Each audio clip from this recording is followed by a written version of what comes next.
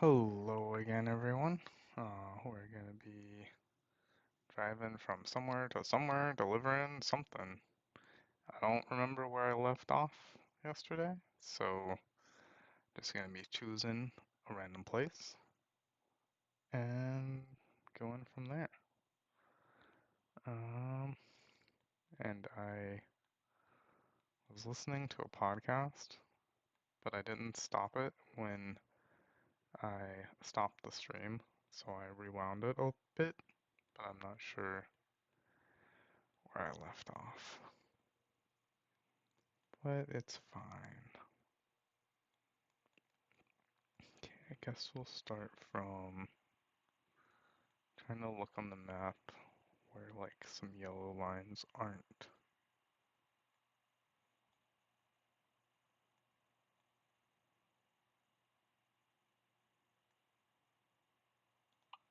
Guess we'll start here.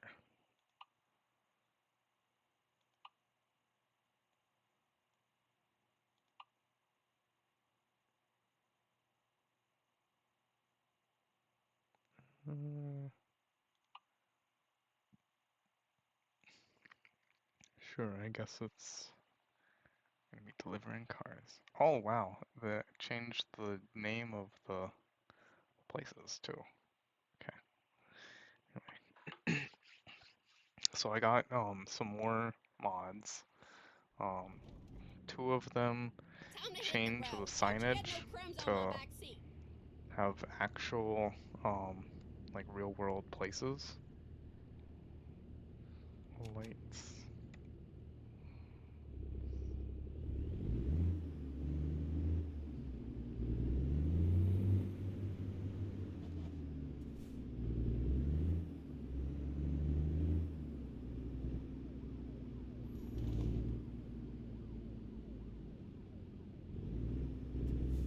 Okay. Yeah. Let's drop and get comfy here. And we're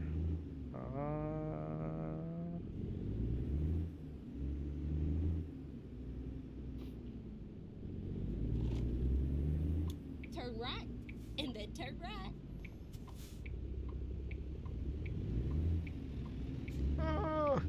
Okay. This is fine. We're Turn fine. right. Oh god. Okay. Perfect.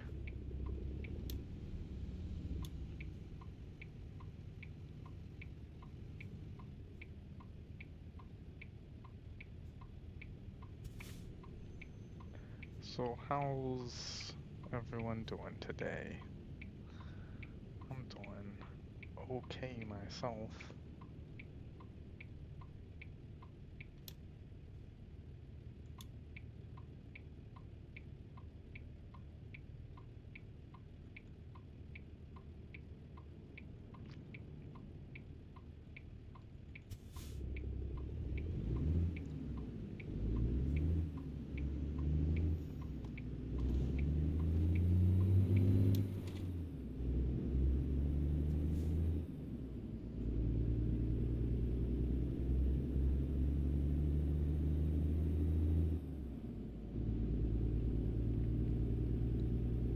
Oh, so the ears that I ordered has shipped out today from Denver. Keep right, and then exit right. And will apparently be here in just a Exit couple right. days. So that's exciting. Oh, jeez. Now keep left there.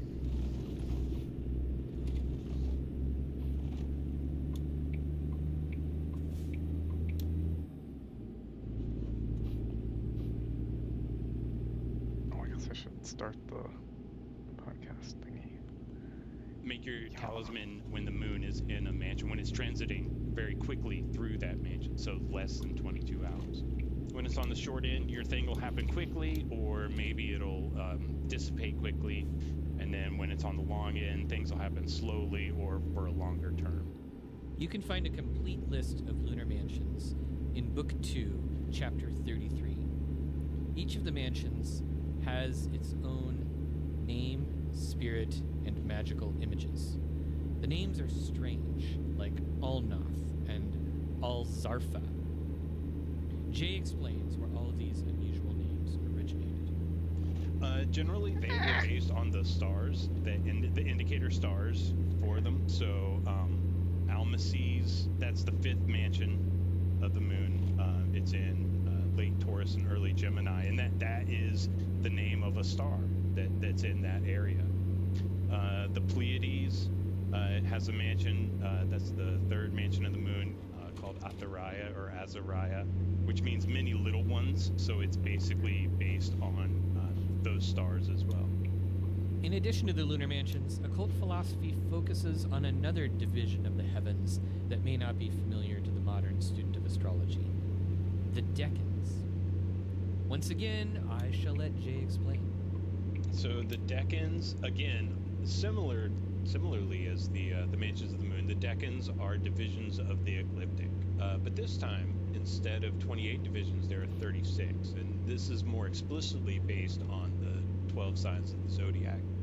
Each of the signs of the zodiac is divided into thirds, each of them 10 degrees.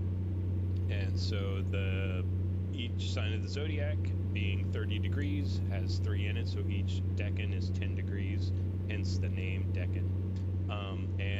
And each decan has its own attributes in addition to the sign, their own planetary influence, almost independent of what the planetary ruler of the sign is, and their own magical purposes. They also apparently have their own spirit names. This is something I've not been too active in, so I've not really tracked those down. So its own set of magic to be done in that little section of time. One interesting modern practice involving the decans is the decan walk. Agrippa never mentions the practice, nor does the Picatrix, but it essentially consists of doing regular ritual every time the sun enters a new decan. Last year, I attempted a decan walk and failed. However, my good friend Andrew B. Watt, whom you have already heard on this series, has been successfully exploring and executing decan walks for a while now. He shares both his methods and his results on his website and his Patreon page, and there's a link in the show notes to his amazing catalog of decan-related material. You should really make sure to check it out. Also, if you've been listening to the podcast for a while, you've definitely heard me talk about decans before with a variety of guests. I've included links in the show notes to a number of relevant earlier episodes, including interviews with T. Susan Chang, Josh Proto, and Ryan Butler.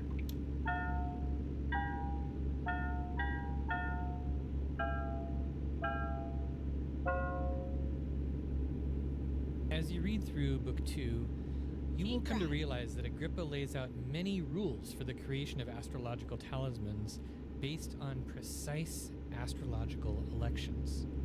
In particular, chapters 29 and 30 of Book 2 contain the most important rules for determining when specific planets are at their most powerful. So what is an astrological talisman?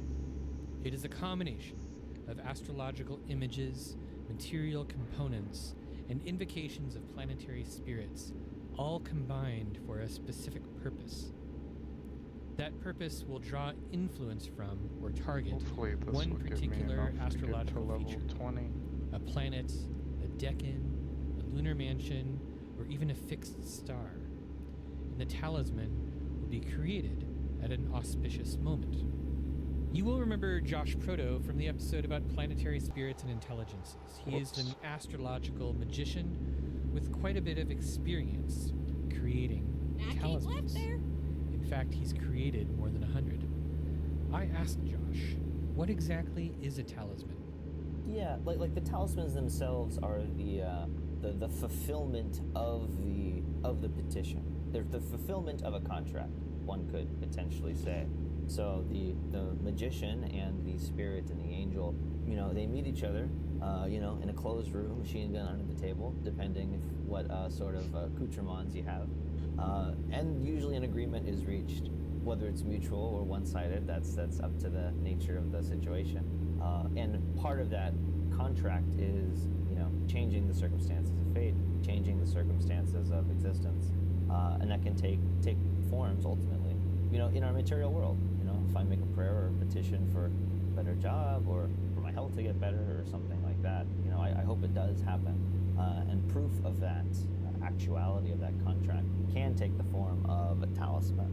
And in some forms of magic, one would even say, depending on the quality of the magic or the quality of the petition, an angel or a member of the celestial hierarchies can take one of their own servants or a part of their essence or something that they have more intimate control over and place that in the possession of the magician, in the form of a talisman, in the form of a charged amulet, in the form of a familiar spirit.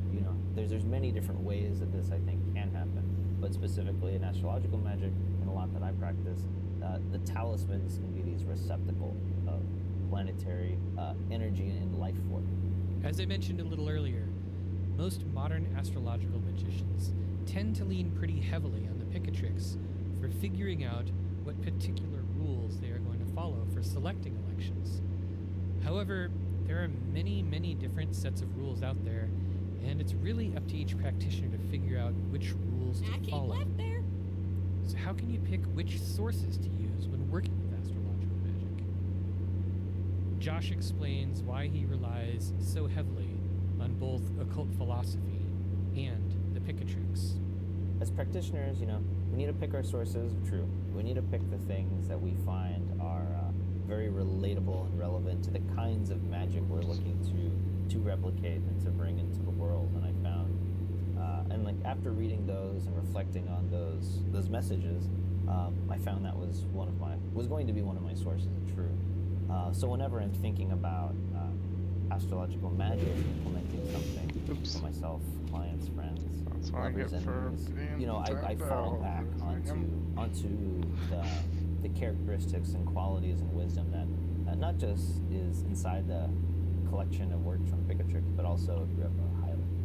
I once asked Josh how he keeps track of the particular rules he uses, and he slyly told me that he has a personal checklist of over 20 different rules that his elections need to satisfy. That can seem like a lot of rules for the beginning astrological magician. There are ways to simplify this list, but it takes a lot of practice. Here's your homework from this episode. Try going through the list of rules that Agrippa provides in Book 2, Chapters 29 and 30, and create your own list to start experimenting with. As you construct your set of rules to experiment with, just remember Agrippa's important advice. Always pay attention to the moon in all of your operations.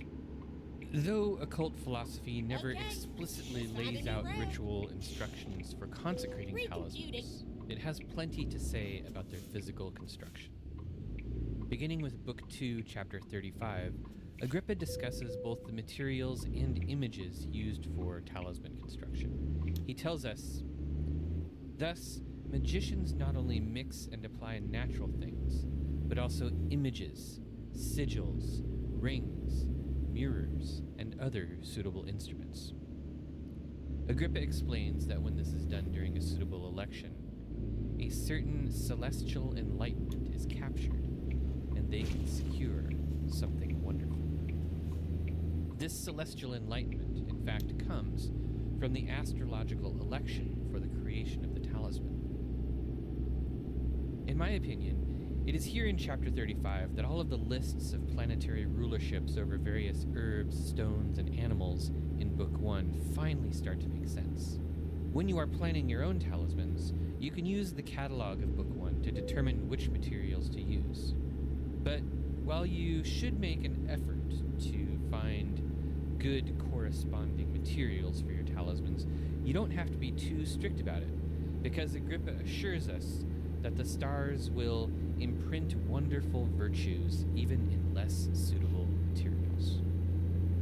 In addition to the astrological election Keep right, and proper and then corresponding exit right. materials, astrological talismans also involve images.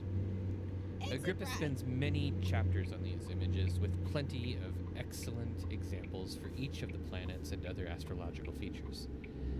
These are worth reading and studying. In fact, in many of these examples, he even gives specific elections to look for.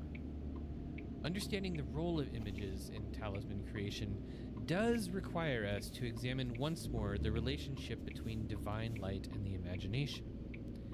Now that we have reached this point in our studies of occult philosophy, it might be a good idea to go back and give the episode on divine light and the senses another listen. However, I also asked Jay Swafford to explain the role of images in astrological magic, and due to his brilliance, he was able to give me a description much shorter and more to the point than anything that either Agrippa or I could come up with. So the images, the image is kind of, I don't know, one way to talk about it, one way to think about it is maybe as like the programming, to use a computer term for it. So one of the examples that they give in the Picatrix is that if you're making a talisman to get free of something or to escape from something, then you could make the image of a bird in flight. And so the image kind of informs the talisman and gives it a sort of direction. Also, in the process of empowering the talisman, I personally use visualization to do that. And so visualizing the image in such a way that it is, embodying the purpose of the talisman adds to its consecration. So in the example of making a talisman to get free of something, visualizing a bird in flight or taking off or escaping from a cage, something similar, that image would be used in an active way to consecrate the talisman. And the image would, in theory, also be on the talisman itself. And so you'd have a picture of like a bird coming out of a I cage. keep left there. All right, I know that once again, this episode is packed with a lot of information. There's plenty to take in and plenty of homework to do afterwards. You're going to want to spend a lot of time with Book 2 of Agrippa. Maybe go back and explore some of Book 1 and take a look at those lists of correspondences and the chapters on divine light and the senses and how all of that stuff works. Certainly, these few podcast episodes are not enough to cover the entire topic of astrological magic. In fact, once you begin working with this particular technique, you will quickly discover that there is a richness and depth to it that will take a lifetime to master. Anyhow, enjoy. Did you ever feel it's Keep the right. little things which somehow throw your life into a tailspin before you realize it? There will, of course, be future episodes about astrological magic. Maybe no more in this Agrippa series, but look for more interviews with astrologers and magicians in the future where we dive into specifics. Okay, in our next episode, we will be discussing I keep the left there. Kabbalah of occult philosophy, and we will be featuring an expert that you'll all be very excited to hear from. Thanks to Tuomo Sippola for his translation of the first emblem from Michael Meyer's Atlantia Fugiens that I used in the opening. Tuomo and others in the Languages and Linguistics channel in the Hermetic House of Life Discord server all helped me figure out the mystery of this poem. In fact, the mystery is a good one. I picked that particular poem because there is a reference to Agrippa. In fact, there's a reference to both Caesar and Agrippa, but once again, as with Pliny, this is a reference to Marcus Vespanius Agrippa and not our beloved Heinrich Cornelius Agrippa. Meyer's poem is interesting. It is about a desire for Borneus to be born naturally under a fixed star and not be a caesarean section, which would be the reference to Caesar, or a breech birth, which is the reference to Agrippa. Thanks also to Josh Proto and Jay Swafford for their help in explaining and untangling the numerous mysteries of astrological magic and electional astrology. And thanks also to Eric Perdue, who helped quite a bit with this episode behind the scenes, even if I didn't use any of his audio clips.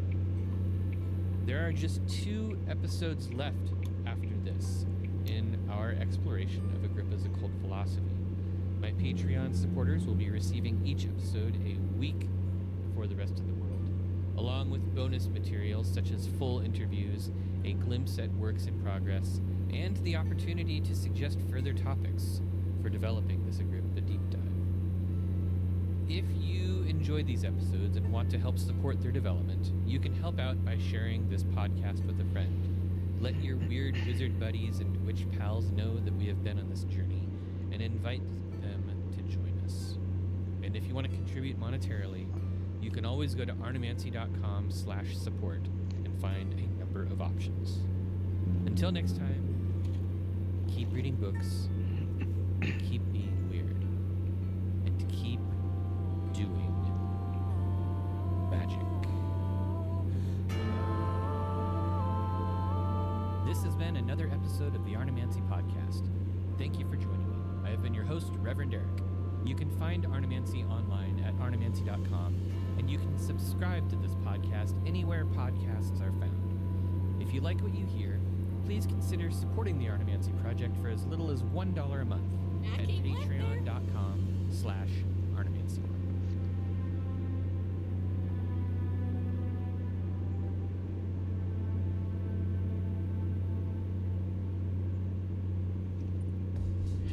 This is Vanessa Irena, and I'm really excited to announce my new store, Sword and Scythe, where I will be offering magical art, materia, and services beneath Mars and Saturn.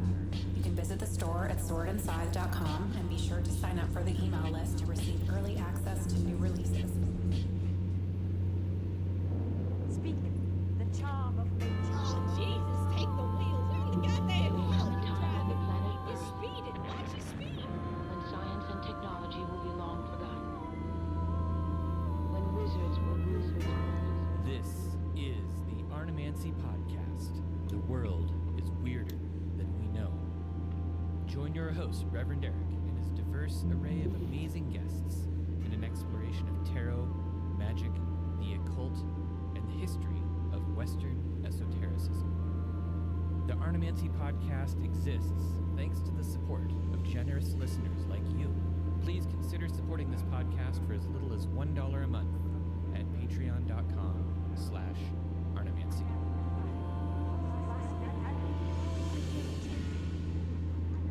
You are listening to Part 8 of this podcast's extended exploration of Heinrich Cornelius Agrippa's 3 books of occult philosophy. I am Reverend Eric, your host and guide on this esoteric journey. If you would like to catch up on the series, you can find all the episodes on the podcast's website at arnemancy.com/Agrippa. The previous episodes of this podcast dealt primarily with material from books 1 and 2 of occult philosophy, and now it's finally time to dive into book 3, The Divine World. Specifically, we will be discussing the Kabbalah of occult philosophy and Agrippa's place in the birth and propagation of Christian Kabbalah. If you would like to do some reading before listening to this episode, I think you can get a pretty good overview of Agrippa's take on this topic by reading Book 3, chapters 10 through 25. However, note that references to Kabbalah, the Hebrew language and alphabet, and Jewish mysticism do crop up throughout Book 3. So what is Kabbalah? You can't really deny that Kabbalah is one of the cornerstones of Western occultism. It crops up everywhere from Solomonic magic to tarot to the Golden Dawn. If you've looked into it at all, you've probably come across the concept that Kabbalah is usually split waste into 3 management. main branches, differentiated in the way that they are transliterated into English. Christian Kabbalah, spelled with a C, is our main topic in this episode. Hermetic Kabbalah, spelled with a Q, is the variety used by modern ceremonial magicians. And then Jewish Kabbalah, spelled with a K, is the original strain of Jewish mysticism that the others pull from. The Christian Kabbalah of occult philosophy Go straight primarily up. pulled from That's a right. few different sources. First, the works of Johann Reuchlin, and second, Francesco Giorgi's book De Harmonia Mundi.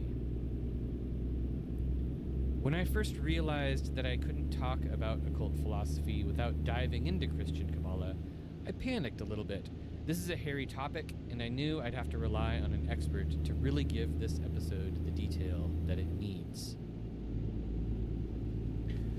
To find this expertise, I turned to a name you're probably all familiar with, Dr. Justin Sledge. Dr. Sledge is the host of Esoterica, a YouTube channel that explores topics in Western esotericism, such as magic, mysticism, alchemy, Kabbalah, Hermetic philosophy, theosophy, and more.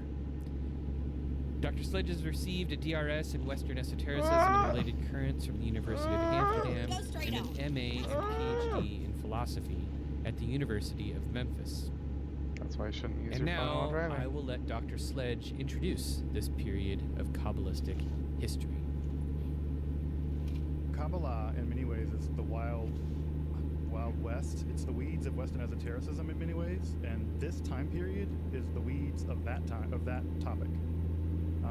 So the period after the composition of the Zohar, sometime 1270s, 1280s, and the time up till Cordovero and Safedian Kabbalah, that couple hundred years, is very difficult to pin down in terms of what's going on there. And even I think Moshe Adel says in one of his books that the Christian Kabbalah is an enigma.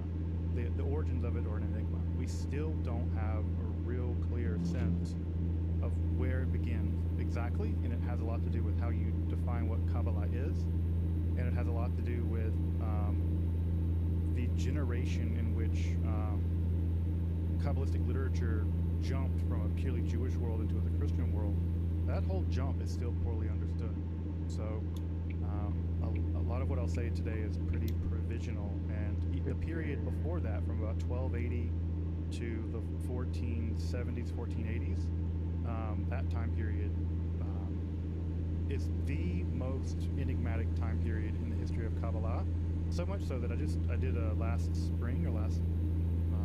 fall, I did a 14-hour long history of Kabbalah, and that time period got 2 or 3 sentences. Not because that's how much it deserves. It obviously deserves much more than that, but because straight that on. time period is one of the That's most right. difficult time periods to sort out just what's happening.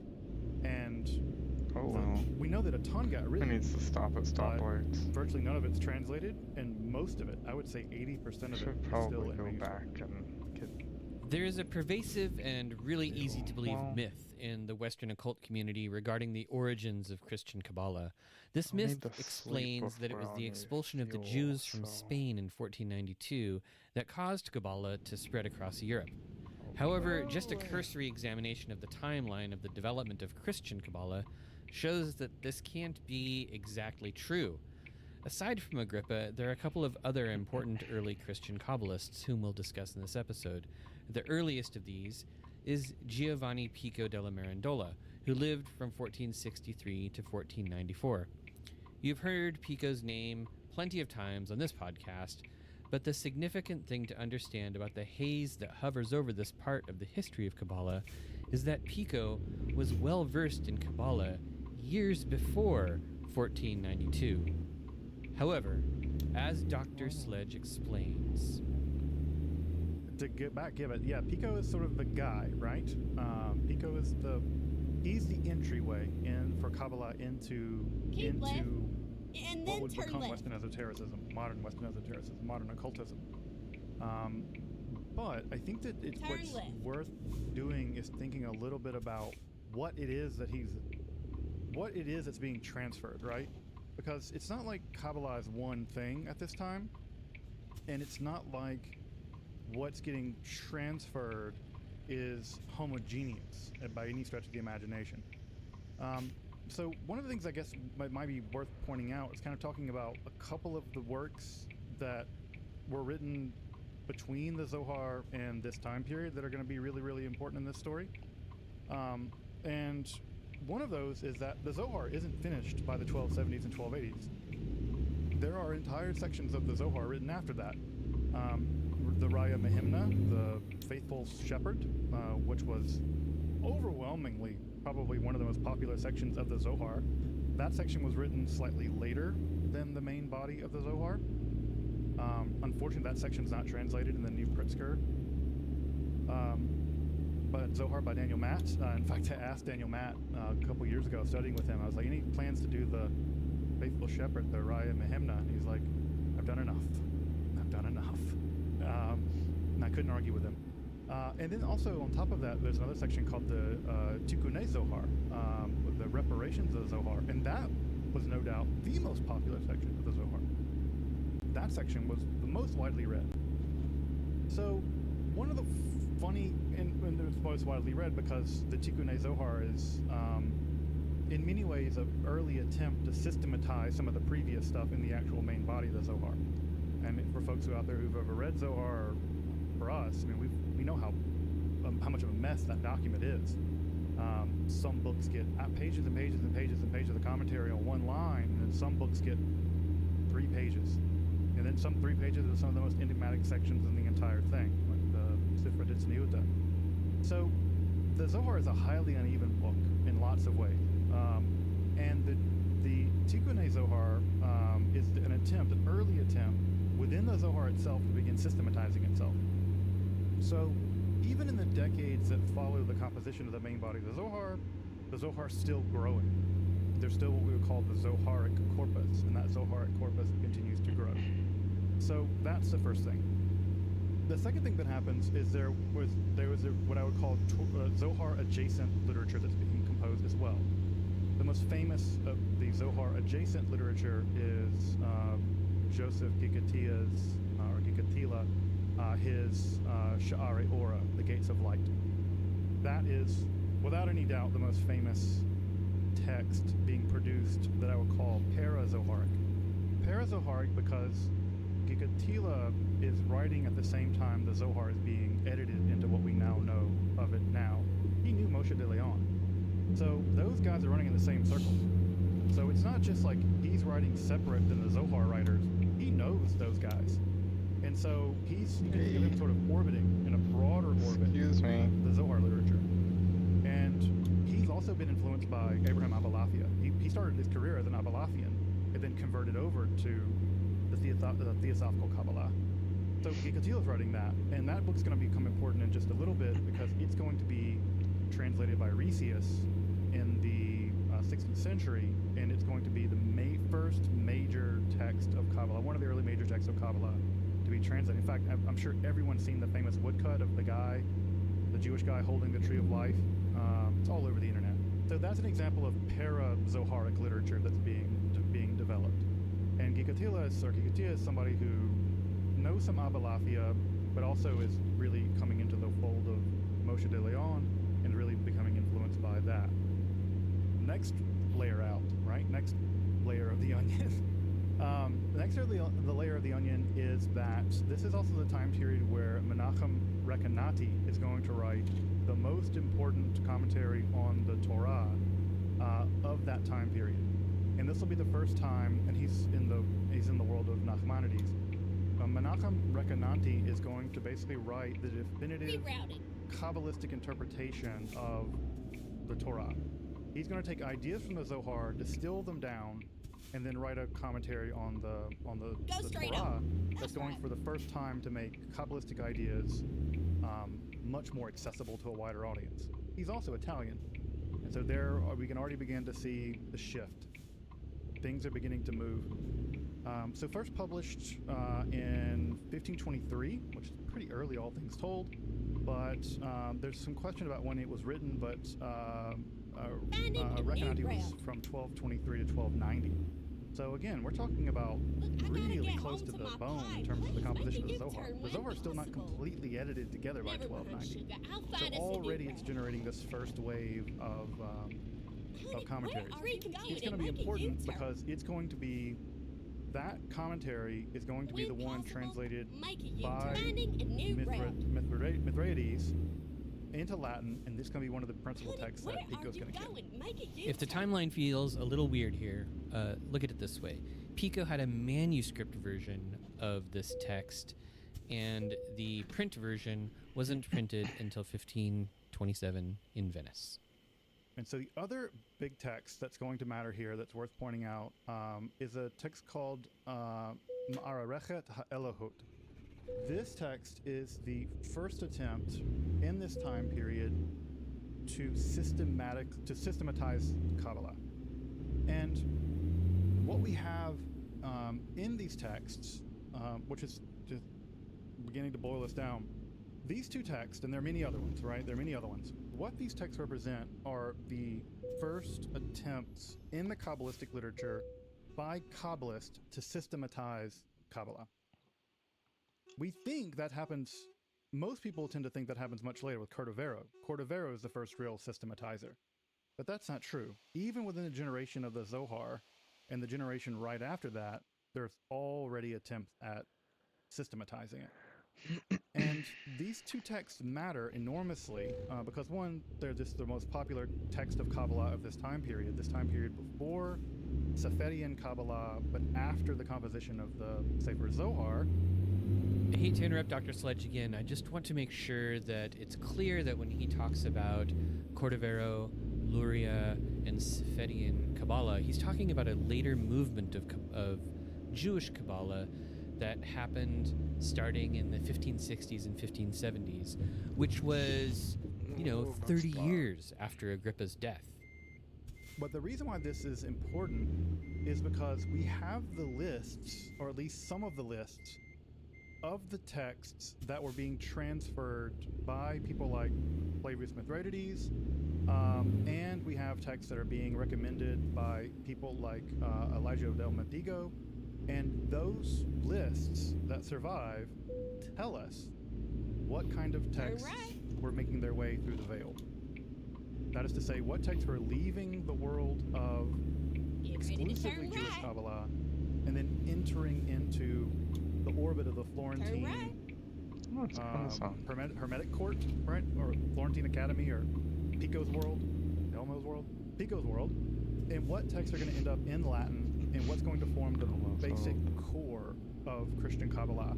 And by extension, at some level, what texts are going to eventually form the core of Hermetic Kabbalah and Kabbalah as it enters into Christian occultism, and eventually, of course, the ones that end up to Agrippa, and on and on and on. Dr. Sledge was kind enough to share with me a list of texts, mostly manuscripts, that Pico would have had access to and could have all been very, very, very important in the early formation of Christian Kabbalah.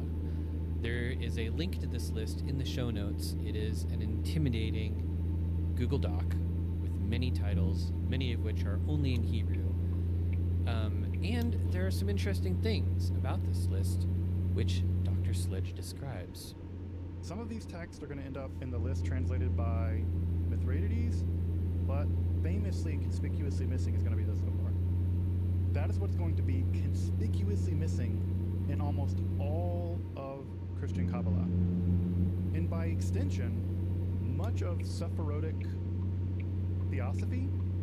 Like, think about how many times you hear about the Sephirot in Agrippa. Oh gosh. Reuchlin even sometimes in De Arte Kabbalistica, sometimes even says they're angels. He's not even really clear what they are. Yeah, I've been reading De Arte Kabbalistica. For any modern occultist who studies Kabbalah, but like Reuchlin's stuff is just way different. It's not what you would expect. It's not, and it's actually not. And Joseph Dahn makes this point.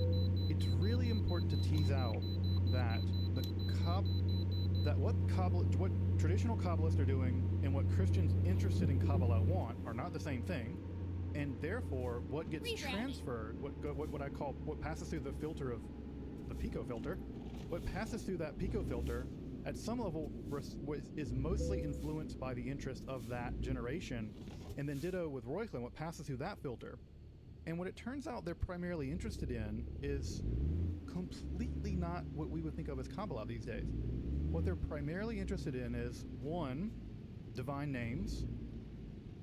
They're really interested in that. Obviously, Reuchlin wrote a whole book about that, right? So they're really interested in divine names, and they're really interested in hermeneutical tools by which Scripture can be read by manipulating letters in Scripture to reveal hidden things.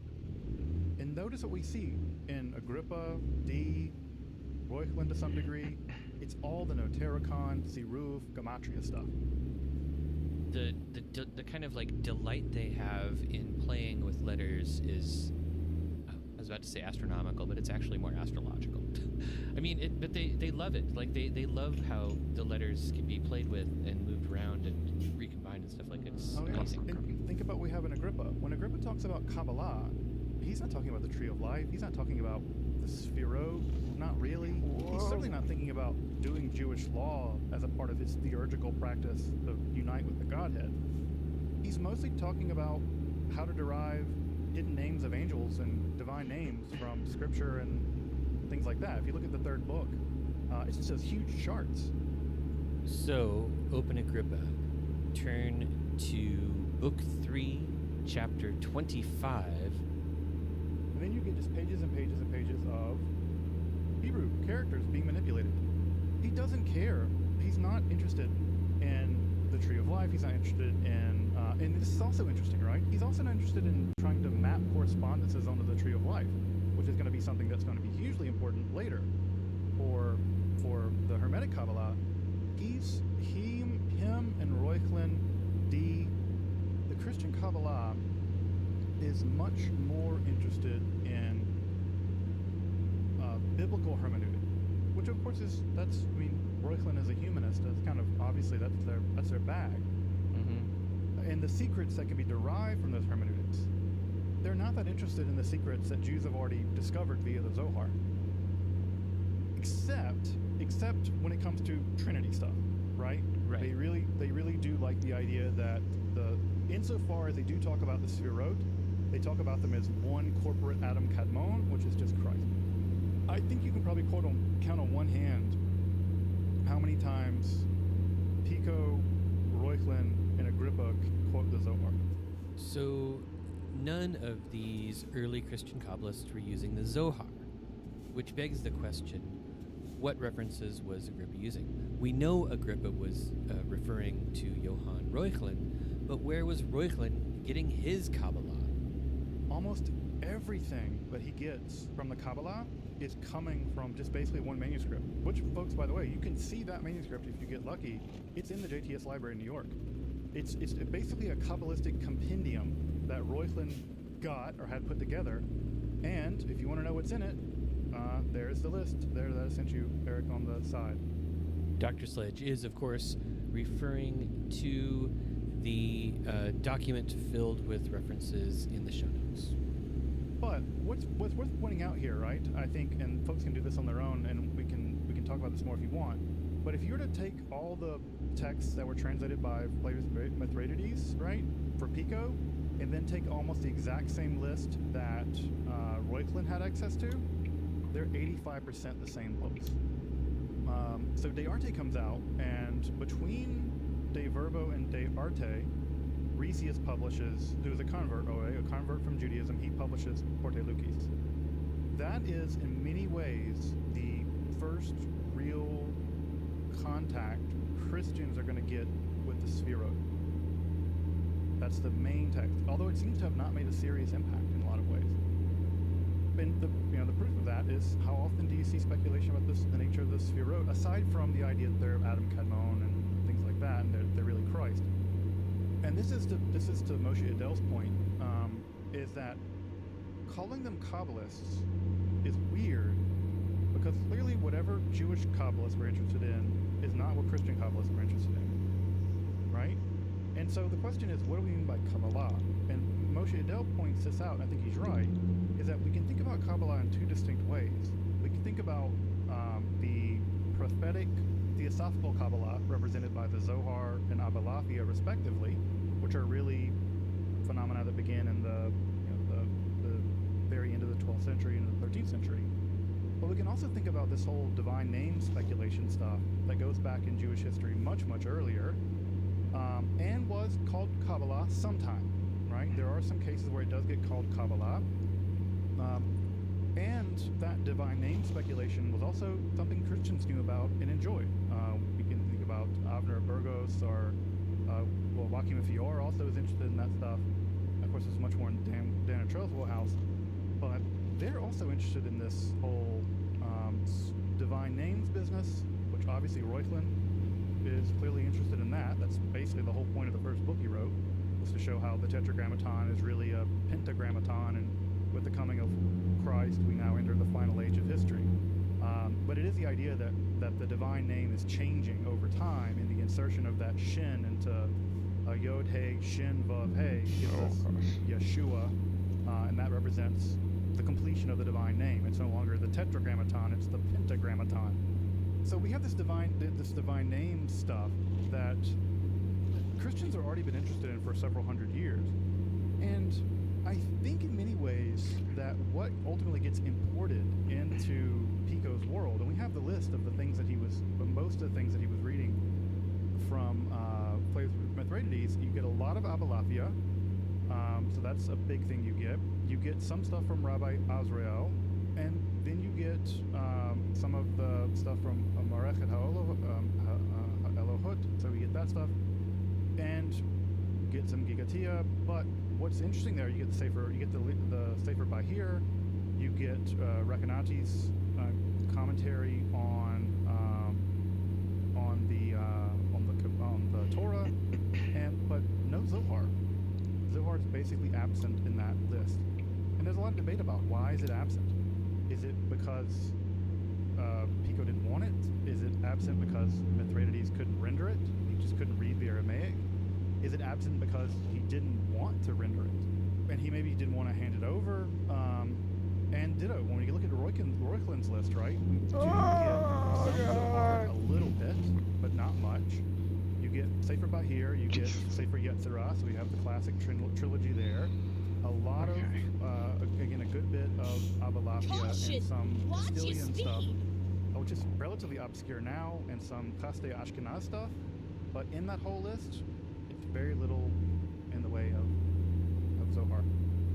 If Pico, Reuchlin, and Agrippa weren't interested in the Zohar, and they weren't interested in the Sephirotic part of Kabbalah, then what exactly were they looking for?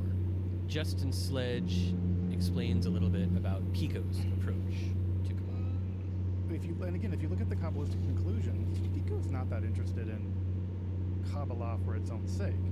He's interested in Kabbalah as part of this much longer Latin polemical tradition in which the tools of the Jews can be used against them to show that they're wrong.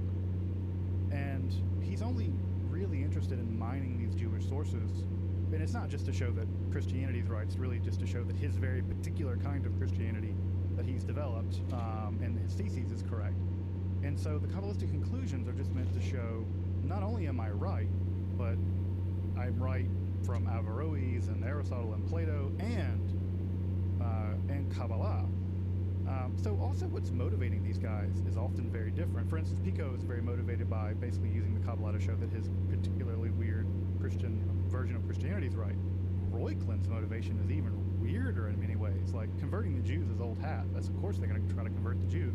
Reuchlin's justification is that the Medicis should be so proud of being Italian because they lay claim to the Prisca Theologia as expressed by Pythagoras.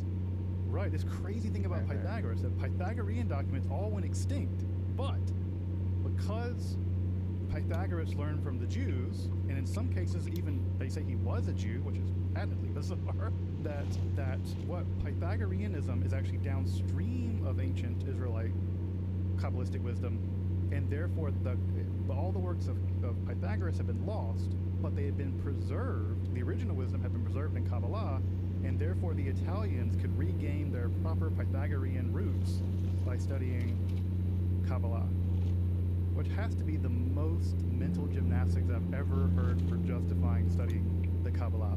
Now, we spent a lot of time trying to put Agrippa in his historical context, and I think we've done a really good job, and Dr. Sledge has done an amazing job sort of leading us on that journey. But what about some of the other characters in this tale? Johann Reuchlin, for instance, had a story that was all his own, and we'll let Dr. Sledge talk a little bit about that. And Reuchlin was having a terrible time. I mean, he was, even though he was personal friends with the Pope or whatever, I mean, he was coming up against Johannes Pfefferkorn, and that was the two theories of what to do with the Jews. Which again, when you have a bunch of Germans talking about what to do with the Jews, it kind of less nervous. But Reuchlin was like, we should learn from the Jews, and we should live in harmony with them and learn from them, and they learn from us, and maybe some of them will become Christians. Of course, Peppercorn was himself a converted Jew, and his position was the way we convert them is by depriving them of their books. It's their books that they're so attached to. That's how they defend themselves. And if we just burn all their books, and again, this is when Peppercorn say burn all their books, that'll leave them defenseless, and then it'll be easy to convert. That argument is going to be taken up by Luther, and on the Jews and their lies, it's going to be obviously taken up later. While I was working on this episode, Dan Etrell of the Modern Hermeticist actually released a whole video about the Reuchlin-Pfefferkorn affair, and I will have a link to that in the show notes just in case you want to learn more about this really disturbing time in history. And now finally we're getting to, I think, one of the most important questions that comes out of this Christian Kabbalah stuff, especially the Christian Kabbalah that went on to influence and help create what we know of today as Hermetic Kabbalah. My big question is, given the strange anti-Semitic roots of so much of Christian Kabbalah and how that Christian Kabbalah is such a vital core component of what became Hermetic Kabbalah, should we cancel Christian Kabbalah? Should we cancel Hermetic Kabbalah and not be looking at this stuff at all and not be using it as modern practitioners? I'm not on team cancellation, and the reason why is that could it have gone any differently? Right?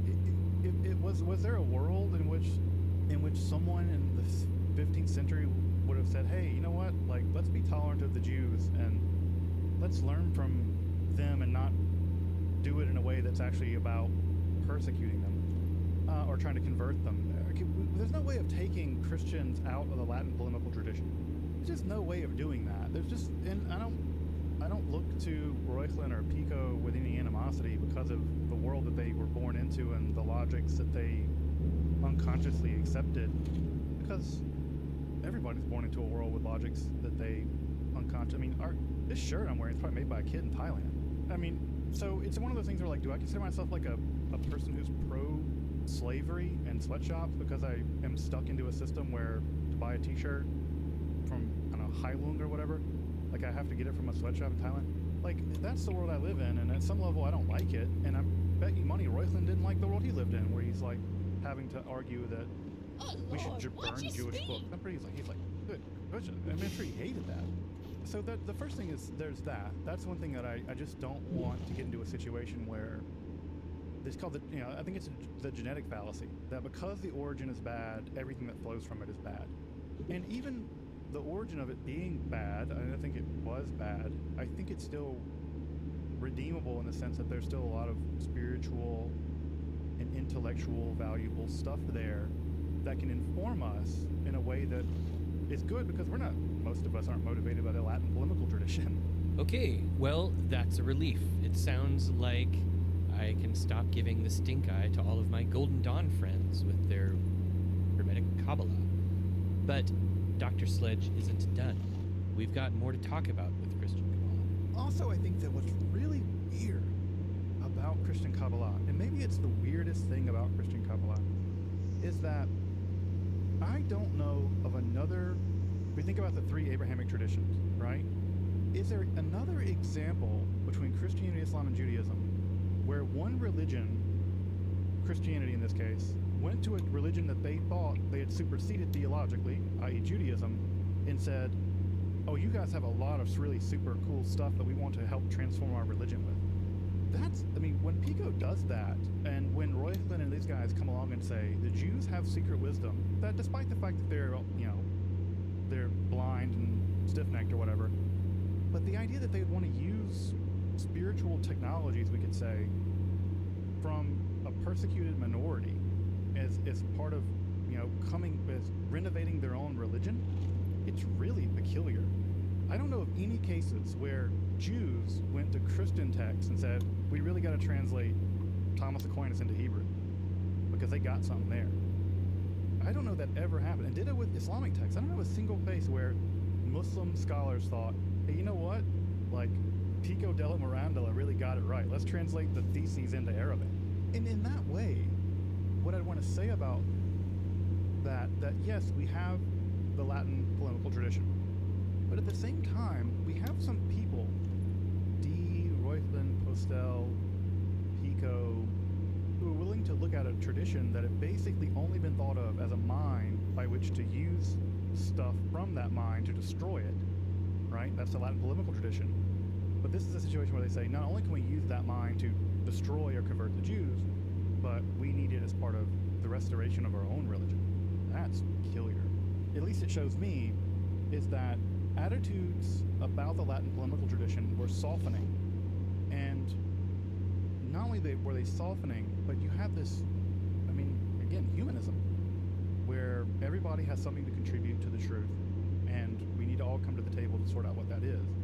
Now, of course, that early humanists all thought that it was Christianity still, but that crack, right? Again, we shouldn't expect the whole edifice to crumble, but I think that's the crack that began the movement not only toward the escape velocity of the hegemony of Christianity, but also that began the escape velocity towards secularism, where we could also say, well, none of these people have access to the truth, and really what we need is a sphere where the church can't affect us or bother us anymore. Many thanks to Dr. Justin Sledge for giving us so much incredible information on the history, philosophy, and influence of Christian Kabbalah. I believe this topic has given us a great deal to think about and has furthered our collective understanding of Heinrich Cornelius Agrippa's occult philosophy. In addition, I hope that this episode has sparked your interest in the history of Christian and Hermetic Kabbalah. Thanks also to you, dear listener. There's been a gap of a couple months since the last episode of this occult philosophy series, brought about by a number of events in my non-podcasting life. I really, truly appreciate your patience as I find the time to finish up this series and get back on the podcasting horse. There is just one episode remaining in this podcast's exploration of Agrippa's occult philosophy. My Patreon supporters will, of course, be receiving that episode a week before the rest of the world, along with bonus materials such as full interviews, scripts, and show notes, and a glimpse at works in progress. If you've been enjoying these episodes and want to help their development, you can help out by sharing this podcast with a friend. Let your weird wizard buddies and witch pals know that we are on this journey and invite them to join us. And if you want to contribute monetarily, you can always go to arnemancy.com/support and find a number of options. Until next time, dear listeners, keep reading books, keep being weird, and keep doing magic.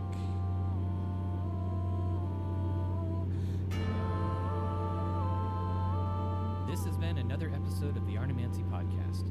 Thank you for joining me. I have been your host, Reverend Eric. You can find Arnemancy online at arnemancy.com, and you can subscribe to this podcast anywhere podcasts are found. If you like what you hear, please consider supporting the Arnemancy Project for as little as $1 a month at patreon.com/arnemancy.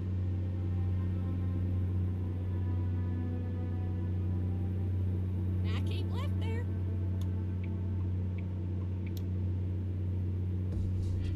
This is Vanessa Irena, and I'm really excited to announce my new store, Sword and Scythe, where I will be offering magical art, materia, and services beneath Mars and Saturn. You can visit the store at swordandscythe.com and be sure to sign up for the email list to receive early access to new releases. Speak the charm of nature. There will come a time on the planet Earth This is the last when episode. science and technology will be long forgotten. When wizards will rule the world. This is the Arnemancy Podcast. The world is weirder than we know. Join your host, Reverend Eric, and his diverse array of amazing guests in an exploration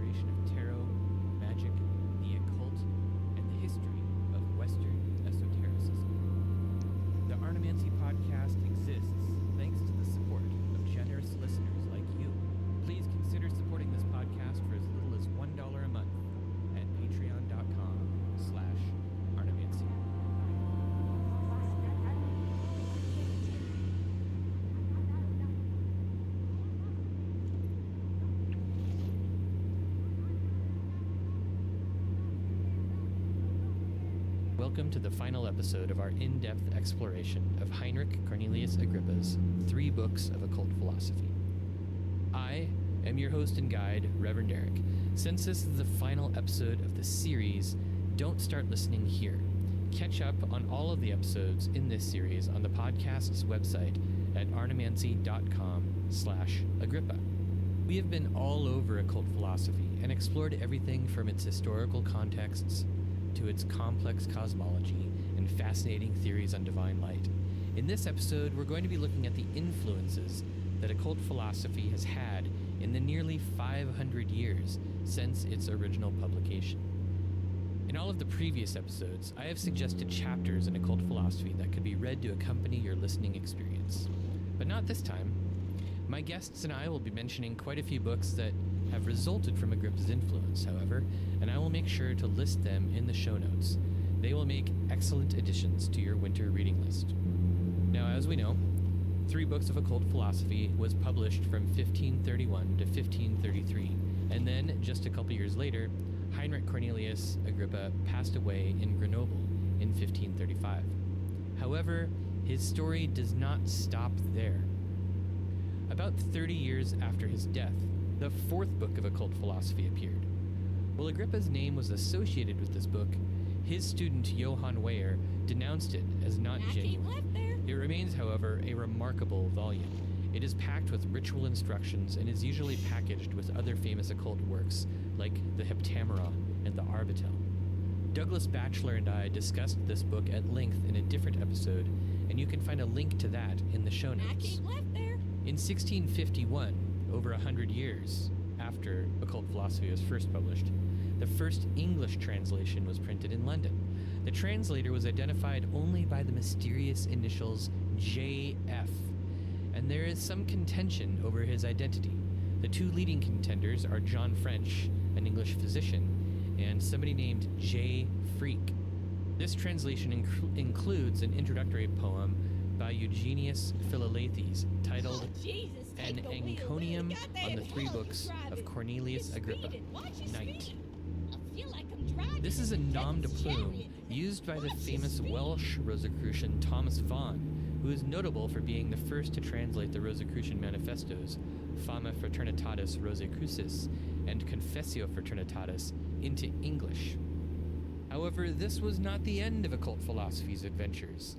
In 1801, the English magician and ballooning alchemist Francis Barrett published a tome of ritual magic called The Magus, or Celestial Intelligencer. This book is notorious for taking much of its contents from occult philosophy. However, Barrett's legacy is also not to be taken for granted. He influenced both Eliphas Levi and Edward Bulwer Lytton, thus becoming a major contributor to the 19th century occult revival.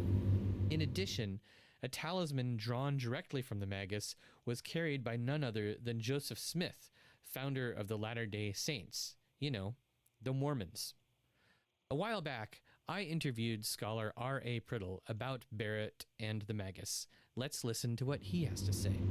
Okay, so the Magus is when I first tell people what it is that my thesis is about, it's a textbook of occult philosophy, and it's probably, I think, it's the first textbook that is like a curriculum for people to study magic and learn about the Western esoteric traditions insofar as 19th century society knew and was aware of. So that's sort of what the book is, and then how it was treated and where it came from. Then that's a story unto itself on how that all arrived.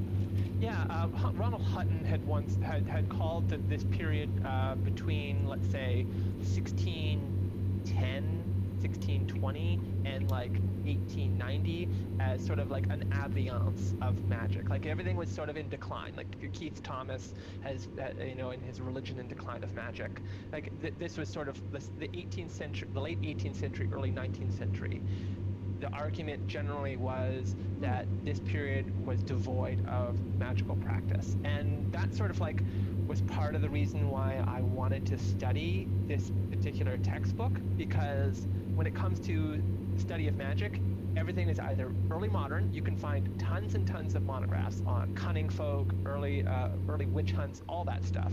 And then you can find lots of stuff, Aleister Crowley, Austin Osman Spare, A.E. Waite, huge amounts of literature. But then when you get to the late 18th century, early 19th century, it seems that there's a hole that no one really wanted to talk about, except for, I think, Jocelyn Godwin in his book, The Theosophical Enlightenment.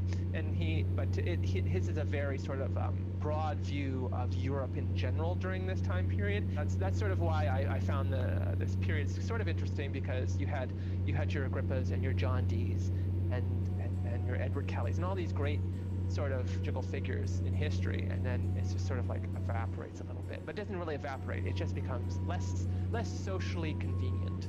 By the late 19th century, occult philosophy had found its way into the corpus of magical sources used by the Hermetic Order of the Golden Dawn. Agrippa's place as the godfather of modern ritual magic was thus cemented. In 1915, L.W. de Lawrence published The Great Book of Magical Art, Hindu Magic, and East Indian Occultism, which, you guessed it, plagiarized occult philosophy once again. De Lawrence made his version of occult philosophy seem more mysterious and Eastern by replacing some of the Hebrew names with the pseudo-Sanskrit. Today's occultists can find Agrippa's influence across the entire breadth of modern Western esotericism. One excellent example is that his material shows up in books filled with tables of correspondences, like Aleister Crowley's 777 and Stephen Skinner's The Complete Magician's Tables, which tend to be frequently consulted by contemporary practitioners.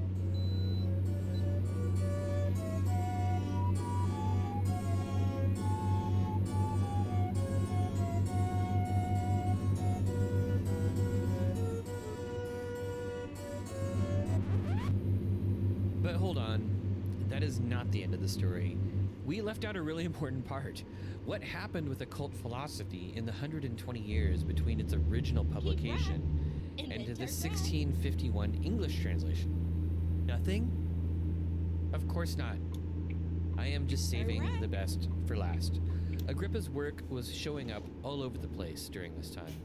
For example, in the 1580s, none other than John Dee himself leaned repeatedly on Agrippa in his Mysteriorum Libri Quinque, or 5 Books of Mystery.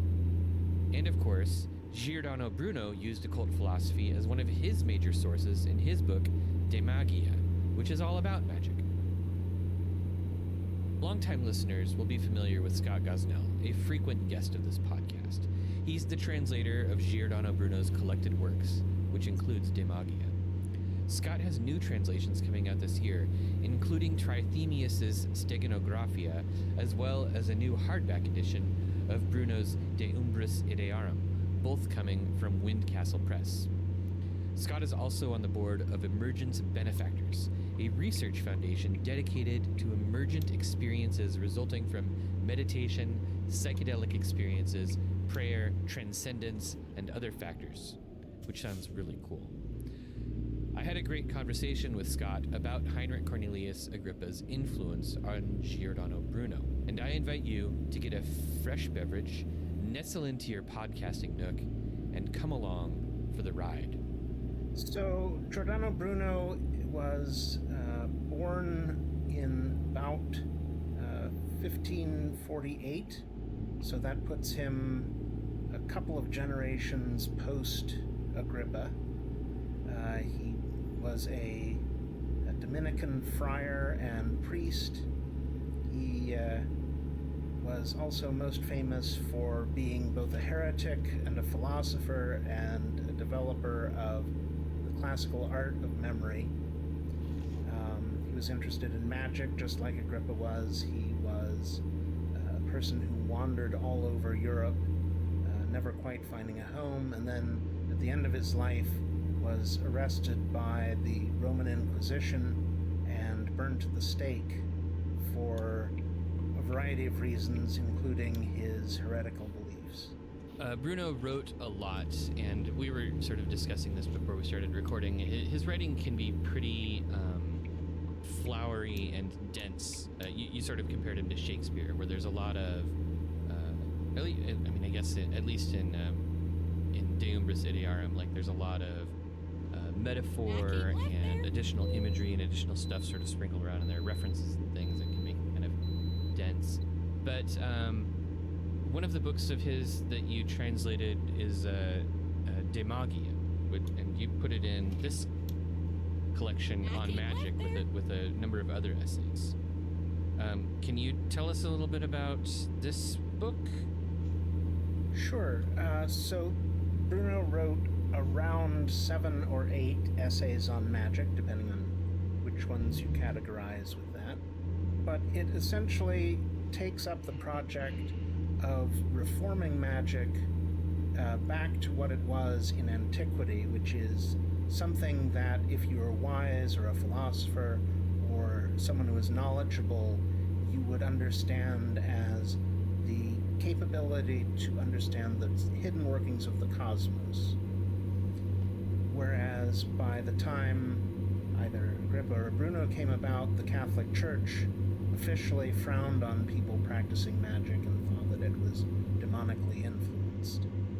Oh, I was going to say, do you think that Bruno's views on magic differed greatly from Agrippa's? I think that it's a progression. I think that he took a lot from Agrippa and from Agrippa's contemporaries and teachers, so Trithemius and Reuchlin and some of the others who were of that era.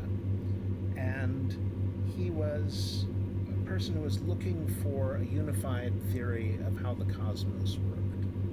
For one thing, he says, Bruno was heliocentric, he was a heliocentrist, followed Copernicus, followed Nicholas de Cusa, who was another Catholic thinker of the time, believed in an infinite universe, believed in the infinite unfolding of God's creation.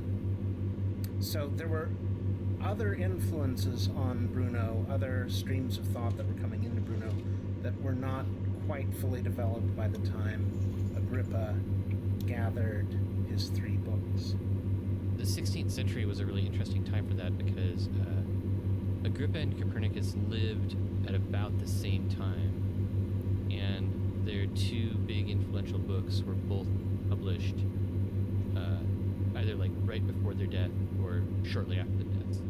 So I don't know if Copernicus ever got a chance to read Agrippa, but Agrippa never got a chance to read Copernicus. Agrippa was well invested in a sort of Ptolemaic geocentric universe, and it kind of pervades his whole worldview, especially when it comes to like how magic works and how sort of like the cosmos kind of like locks together, right? Like Agrippa's cosmos is a finite thing made of the the spheres and the planets and the shell of outer stars, and his magic seems to be really well tied up in that. When you were going through on magic, did you get a sense that was Bruno sort of like struggling with how a heliocentric universe might change all of that? No. I think when he was doing his magical work, he was following the sort of classical and post-classical model of the universe. And so he didn't really care whether the stars were, tremendously far away, whether the Earth revolved around the sun or vice versa. It just mattered like what the effects of all of these things were. So everybody believed more or less in astrology, right? Even the church, it was licit magic. So you could do astrological things as long as you didn't, try to frame horoscopes for certain people, right? Because, for example, if you tried to throw a horoscope for the king, right, people would assume that you were trying to predict his death and use that information to either murder him or, provoke some kind of political change. So if you threw the king's horoscope and were not the king's astrologer, that was problematic. Same thing with the Pope. But other than that, like, people would have horoscopes thrown to achieve medical diagnoses, right? You would find out what someone had based on when they were born and where they were born and what that interaction was with the current conditions of the stars. So everybody thought this was, a very high-tech, like, you had to do some real math to figure all of this out. You had to check the tables. The tables were thought to be good, right? So Bruno was operating in a world where, yes, he had this other framework that he believed, this infinite universe framework, where you have an infinite number of suns and planets. But as far as magic was concerned, it didn't matter, right? However the world was, right, it worked according to that system, right? So you could use that to do things. Mm-hmm. And I think he was pragmatic in that way. That's an interesting way to look at it. I think about, because Agrippa's magic and Agrippa's stuff gets used a lot today, and I always think about how the heck do you explain away that Agrippa had this like geocentric worldview? Like, how does that allow Agrippa to still be, kind of useful and relevant?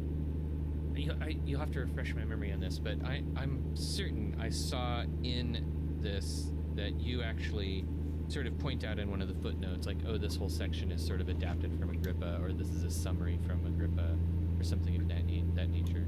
Right, so the main part of it that's from Agrippa are the spirit lists that are on mathematical magic. And so Jesus, take the wheel. Where the goddamn hell you both driving? Agrippa This and speed, Bruno watch your speed. take the universe in the magical sense and say, there are three parts to it, one of which is the elemental world or material world. Then there's the world of the planets, which is celestial. And then there's the world beyond that, or within that is the intellectual or spiritual world, right? And this is a division that goes back, to everything from Alcindes on the stellar rays to, classical antiquity, is that this is a division that's made, even by Plato and Aristotle. This division which is why there are 3 books, right? One for each of those worlds. Likewise, for Bruno, there is this conception that the intellectual world is a reflection of the other 2 worlds, or that the other 2 worlds are a reflection of the intellectual world. And so he has a series of things where he says, okay, there are the ideas, the archetypes, the forms of Plato. Right? And then there are the material things that are reflections of those forms, or vestiges of those forms. So a cup is a reflection of the cup, right? In all caps, right? The Platonic cup. All shadows are an instance or a vestige of the one shadow, what shadows actually are on the ideal level. And then there is the intellectual understanding, the mental understanding of this cup that you have seen previously. And so you have a memory or an image of it that is different from the cup over there or a cup over here, right? Get ready to What turn right. participates in the existence of both the ideal cup and the vestigial cup, the physical cup. Turn right. So the image that you create in your own memory is related to both of those. Yeah. Okay. All right. Like that's uncontroversial even in modern science, right? Well, I know that. I was just saying it out loud. Right, but except that in the modern world we don't have, ideas, capital I, right? Platonic ideals. We just have the physical and the mental. Right. Right. There is no essential or super celestial place where those things are happening for most modern philosophy, modern science. do we have? I mean, even in Bruno's The time, advertisement thingies, right? would that sort of like Platonic ideal stuff have been a mainstream belief, or was it something that philosophers Vote 2024. and university people were latching onto? It's difficult to say. Like it is kind of an academic or intellectual framework or conception. But people did think in terms of like species, right? They thought that obviously all dogs resemble each other in some sense, and so are a species, or there are different breeds of dogs. So larger than species, there is a genus or a kind, which are dogs or dog-like things, right? There are, and then you could say all dogs. So there's a universal form of that, right? And if you say, well, all dogs, then you sort of say, well, how do you know they're all dogs? Like each one of those is part of all dogs, right? And so, like, you as a person living in the 16th or 17th century might say, well, there is like a dogness that they are all akin to in some way. They are all connected to this sort of central idea of being a dog. I have to say that I'm going to give you the modern Platonic gold star now. You have given me 2 examples of sort of like Platonic ideals or watching and all that sort of stuff without using a chair. Well, thank you. Yeah, good. This might actually be the first time anybody's ever done that. It's interesting, thinking of Bruno coming across Agrippa's work. Like, we don't really. I'm not sure that we could ever really know how much Bruno would have known about Agrippa's life. Since I assume, because I think Agrippa died in like 1535. Bruno probably didn't read any of his stuff until he was like at least like 15 or something, right? So that's a good 30 plus years in between Agrippa's death and Bruno's, exposure to his works. But it's strange to kind of think about what Bruno must have known about Agrippa and what he must have thought about him. Like, I'm sure all of the tales, of like Agrippa being a black wizard and studying black magic and, having his weird magic dog and all that kind of stuff. Like, he probably heard all of these legends. And yet, you also get this impression from Bruno that a lot of his focus on, his magic seemed to have so much to do with his imagination and his memory and his ability to sort of control those things and create those things. It's surprising to me, or I mean, maybe this is something that I just haven't noticed. Like, did he latch on to those bits of Agrippa where Agrippa talked about the imagination or Agrippa talked about memory, and did he consider those to be super important? Because they're in there. They're just kind of not many of them. Yeah, I think what's more true is that while he would have had access to Agrippa, and while he certainly read Agrippa, because as we mentioned, there are many quotes from him in there, both of them were kind of looking at the same corpus of common works that would have been accessible to anybody in the 16th and 17th centuries, or even the 15th. For example, there are references both that you can find in both of their works to Virgil or to Ovid, or all of these things that people would have read. A lot of it was through Ficino. So Ficino, of course, was even earlier. Ficino's translations and commentaries on Plato, as you'll know from the first Renaissance history class that you took, were what really kicked off the Renaissance in a big way, like culturally, and kicked off the interest in the reintroduction of magic as a thing that learned men, especially men, would do. Right? And so you've got all these guys who are noblemen standing up on their rooftops, staring at the stars, and it kicks off the scientific revolution a couple hundred years later. But it's this reintroduction of Plato,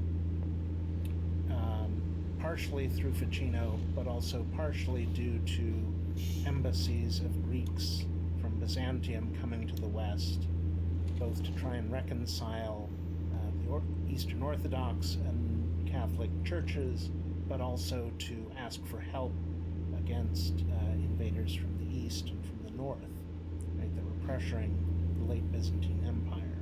Yeah, which didn't go so well, did it? No. In Bruno's case, for example, like, he would have been taught Aristotle first, because the Western Latin churchmen were very big on Aristotle. He was, the source of logic and of learning and all this.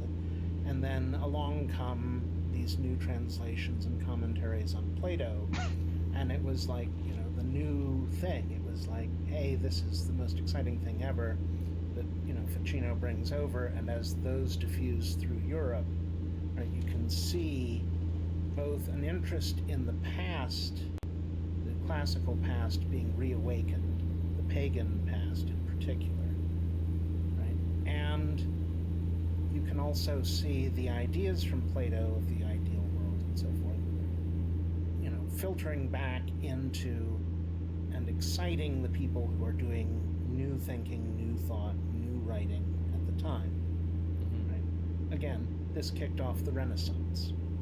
Yeah, the pagan imagery and the pagan stuff is really interesting because Bruno latches onto it very strongly. Like, he uses a lot of classical imagery and classical references, both in like building imagery and building like his memory alphabets and his memory systems. And it's kind of fascinating because he would have been doing this, years after Luther. And Luther had been so down on pagan imagery or even Catholic imagery and like sort of this focus on imagery. It's funny that, because we know that Bruno originally learned his mnemonic techniques when he was studying when he was a Dominican. Yep. Right. And he kind of like went beyond that. It's strange to think about, and I know I've done some reading about this. Like Mary Carruthers in her Medieval Art of Memory has a bunch of monk memory practices that have been written. Right.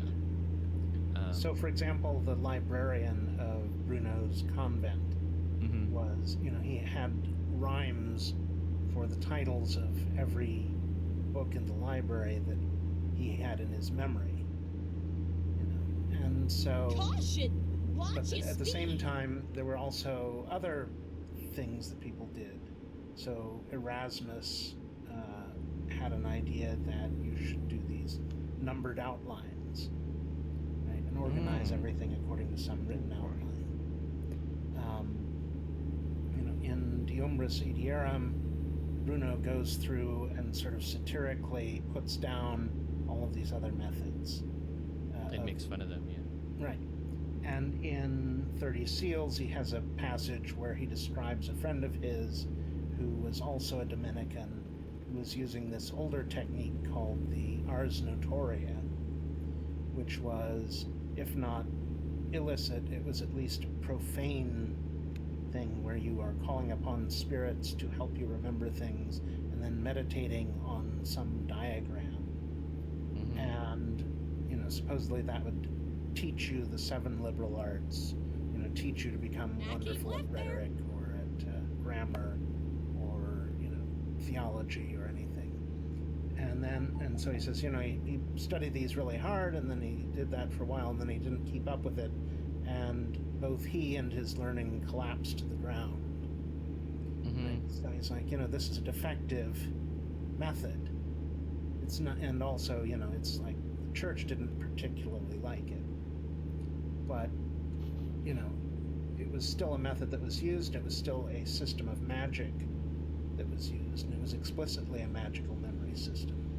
So Bruno compares his own favorably to those.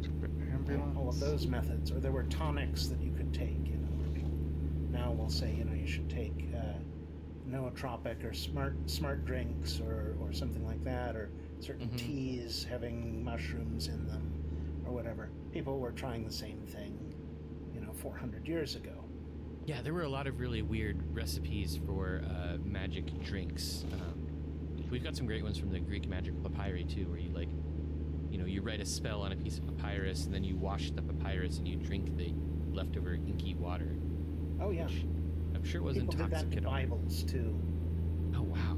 Well, yeah, you would pour water over a Bible passage and have an ill person drink it, and supposedly it would promote their healing. How do we relate that to people who use pages of the Bible to roll doobies? That's pretty close. Okay, pretty close. That's what I was. So I guess maybe a last question that I would have would be, could Bruno have, or how about this? What would Bruno's work have looked like if he had never been exposed to Agrippa? Wow, that's tricky because. Yeah, that's a very tricky question. And like I said, a lot of the work, the thing that makes them resemble one another, part of it is that they are working from the same references. So they are looking at both the Bible and the classical antiquity, and they are drawing from those in terms of customs, in terms of frameworks that people used. There are, as you said, these earlier works like On the Harmony of the World, right, which have a huge encyclopedic effect, right? And so Bruno knew about them, he knew about the Picatrix, as did Agrippa, right? He knew about On the Stellar Rays, as did Agrippa. So, all of the components are there, but what Agrippa does that nobody else does is he has this almost more accessible version of the thing in the form of an encyclopedia. So he does the work of filtering through, all of Virgil to find the applicable passages where Virgil talks about, right, whatever you want to know. He filters through Pliny on the natural history front, and picks out all of these herbs, which, as Eric Perdue pointed out, the people who translated Agrippa out of Latin into English, the guy who did that originally back in the 1600s or whatever, had no idea, or I guess it was late 1500s, but he had no idea what half of the things were. I tracked some of that down. It ended up being pretty interesting. A lot of the mistranslations of Pliny that we have come from a contemporary of Agrippa who translated Pliny the Elder into German in 1520-ish. Right. And then that German translation was kind of used as a reference translation when the big English translation happened in the early 1800s. And so we got all of these mistranslations sort of carried forward through that. And the mistranslations that ended up in the English version, the early English version of Agrippa, I don't know. I mean, those were just the English dude, JF, whoever the heck he was. Yeah, so there are all of these translated herbs and animals and things which are not quite sure what they are. Even if we go back now with a whole group of academic experts, right, we can't figure out what all of them were with certainty in Pliny.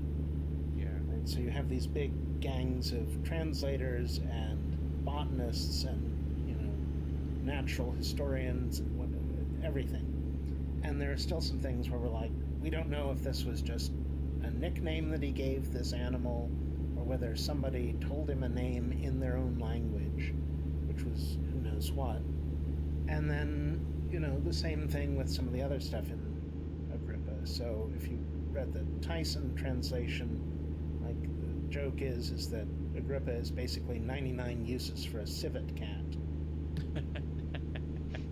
Yeah. Right, and so, and you don't quite know what a civet cat is. Some people say it's a polecat, some people say it's something else, a particular breed, or this or that or the other thing. And so you just imagine all of these early modern wizards with, courtyards filled with these, freaking civet cats, and like boiling them down and taking bits out of them and doing all sorts of horrid things to them, right? According to these recipes in Agrippa. And you're like, but they're spectacularly useful in magical operations, whatever they are. Well, that was good. Do you think Agrippa has had any influence on you and your work? Oh, probably. I mean, I think, in the modern era, like, it's still one of the most popular, like, long-standing works. And it's before the big, talismanic small publisher book explosion and the whole, crowd of people who are retranslating things. This was like the one book that you sort of knew was like the not 101 level, not the an introduction to basic witchcraft of the, light a candle, throw some flowers around school, right? Right. Not to make fun of that, but you know what I'm talking about is like there are a lot of these like very simple, inoffensive, kind of new agey things, and then there's Agrippa, which had a reputation. Mm-hmm. Right? Yeah, you had like so many introductory books and nothing in between. Yeah. And this and the translations like the Magus from Barrett were like the kind of heavy duty, very thick, scary looking things that were not, at the same time, they were not the ones that had pretense to being satanic or diabolical in any way, right? And so it was a fascinating book when you were younger, and there wasn't a lot out. Many thanks to R.A. Priddle and Scott Gosnell for their insights into the influence of 3 books of occult philosophy. I have included links to both of their works and earlier interviews in the show notes. And by the way, the show notes for this episode are pretty big, so definitely check them out. We are finally at the end of a long, wild ride through Heinrich Cornelius Agrippa's greatest work, De Occulta Philosophia Libri 3. These past 9 episodes have been both a delight and a challenge to work on, and I really hope that you have enjoyed our journey of learning and discovery through Renaissance magic, philosophy, and history. We've followed Agrippa's amazing book from its roots in 15th century Florence through the Holy Roman Empire, the 19th century occult revival, and all the way to modern occultism in the 21st century. Now, though this series on Agrippa is at a close, the Arnemancy podcast continues. I sincerely hope that you return for Season 5, as I return to an interview format to explore Rosicrucianism, chaos magic, tarot, magical cooking, and of course, more werewolves. Until next time, keep reading books, keep being weird, and keep doing magic.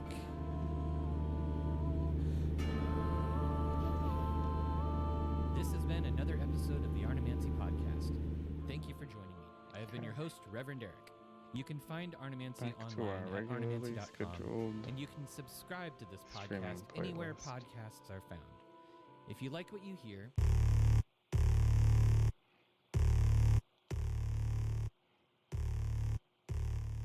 Okay. How does that sound? Let's see here. I guess that sounds okay to y'all. Oh, I guess I can here and push that back up. And then that should be good. Ba-cha-cha.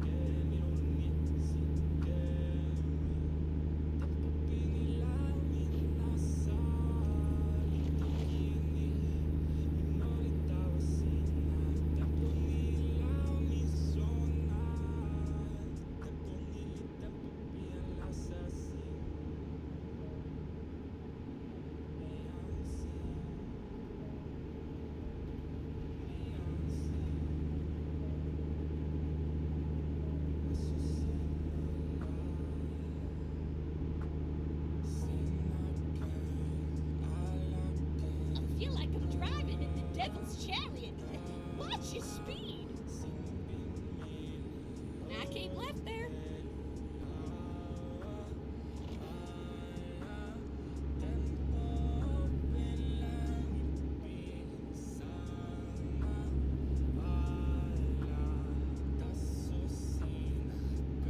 The beaver state.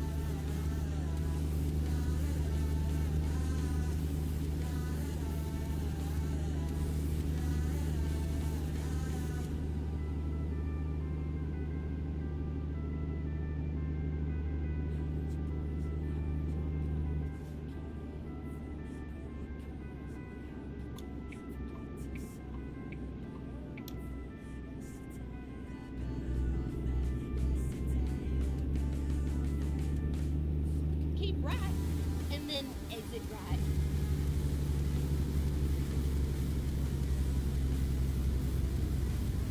Exit right.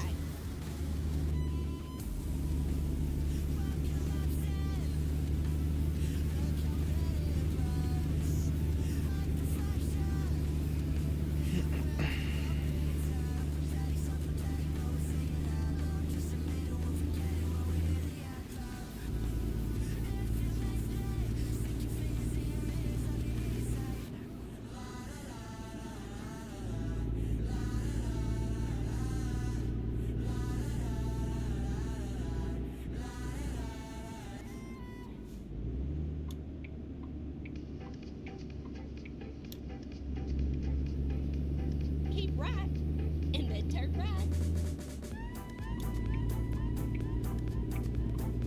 Turn right.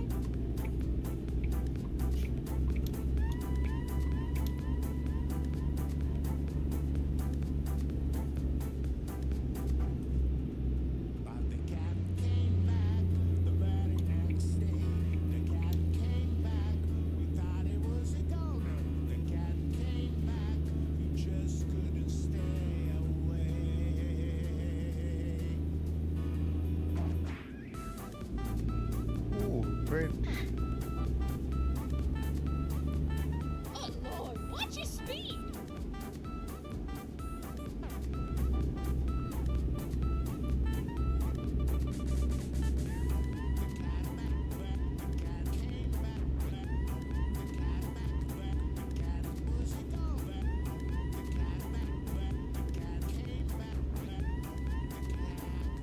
Keep right.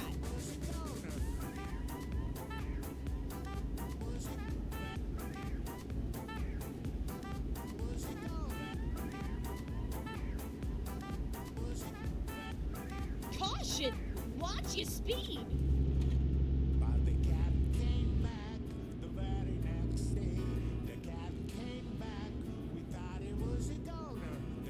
Now keep left there.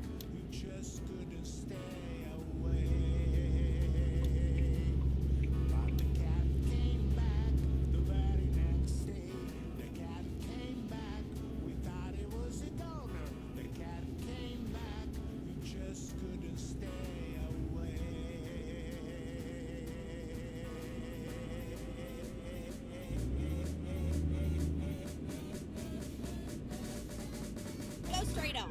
That's right.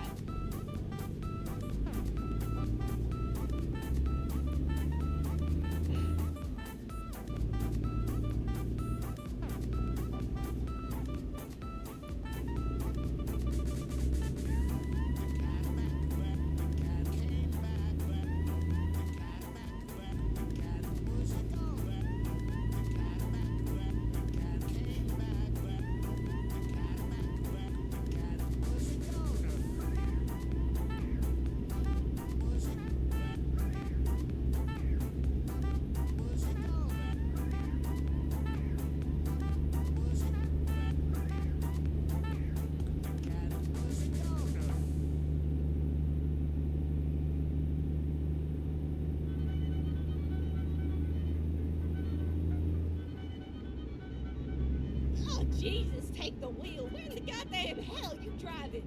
You're speeding. Watch your speed.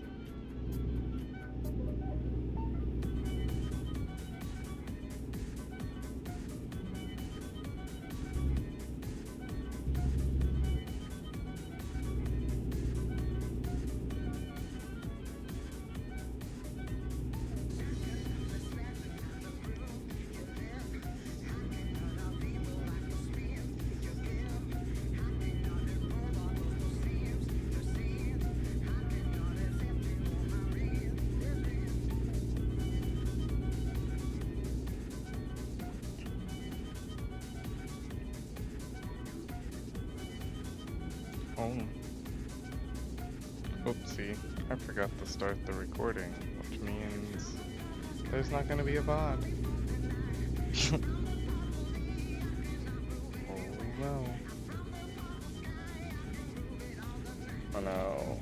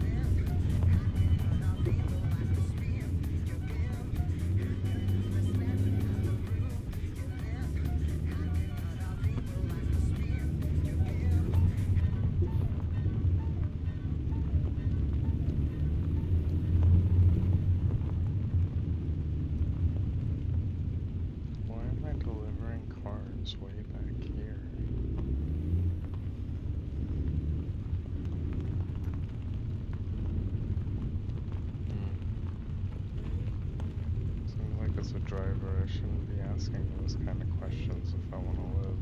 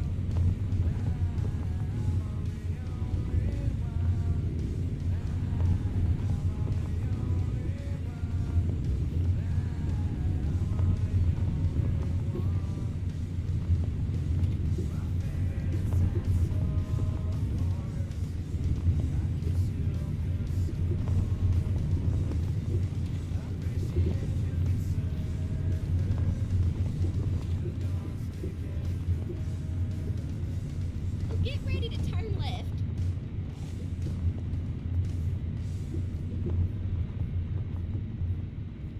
Turn left.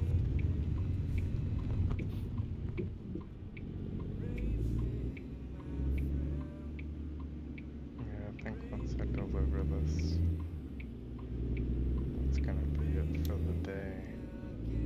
Get ready to turn Hopefully right. it gets me to level 20.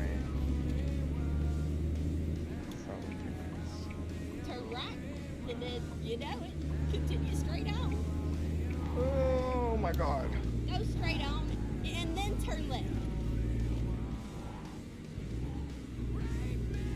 Oh, I'm delivering Teslas? I've been driving bombs this whole time? Oh my gosh. We're finished. Lucky it didn't explode. Okay. There or there?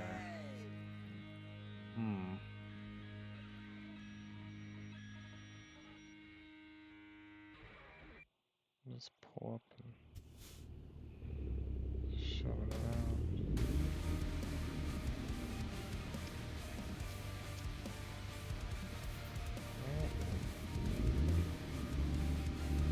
Here.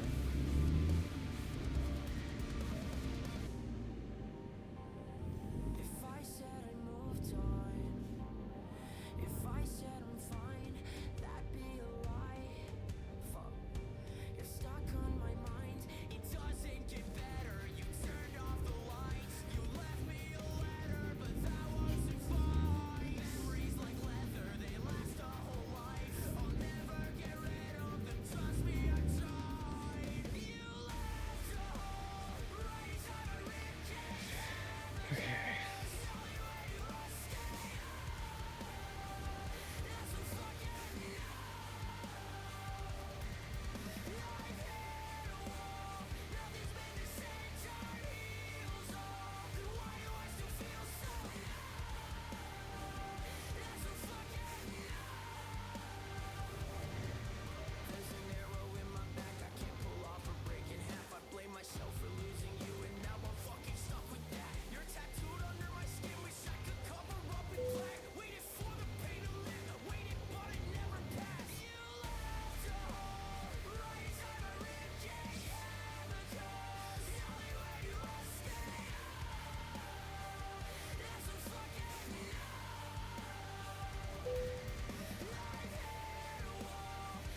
Wow, that was perfect. That was one of the best cracking jobs I've done. This one.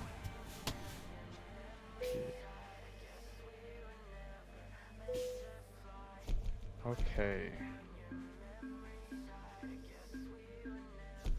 Oh, damage penalty. Come on, level 20. Yeah, baby. Okay. Okay. I guess just in time delivery. And then I can go 2. Let me turn this down just a smidgen. There we go. So I could go to a truck dealer. This one.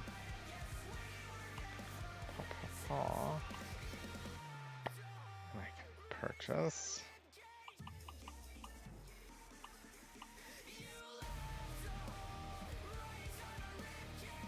Customize configuration. Ooh. Cabin. Okay.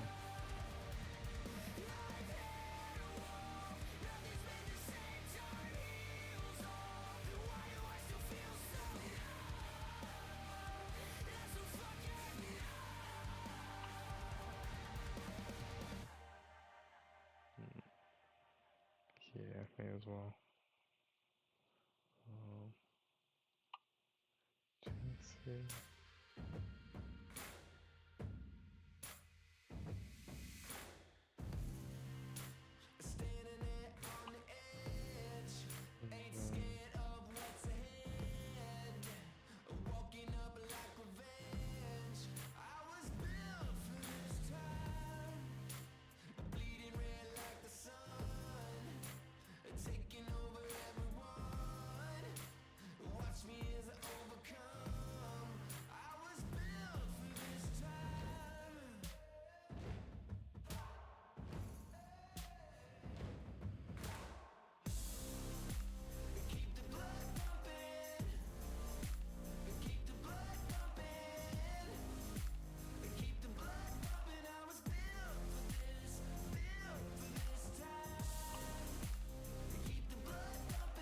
Oh, wait, what?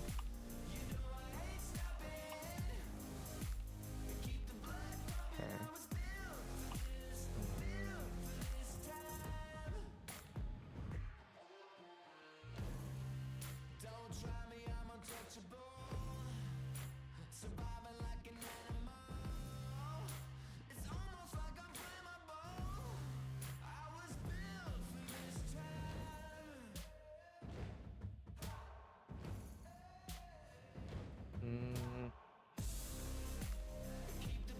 Not entirely sure what that means. Ooh. Yeah, I'll just do that. Paint job. Metallic.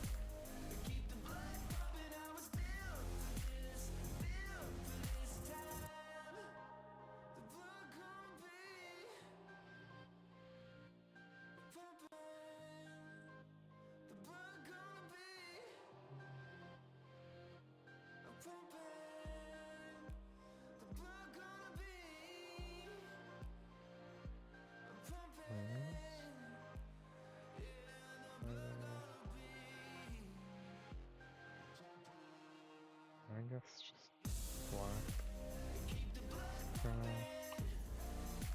Accessories. Oh, is this where Winning flag? I thought I had more.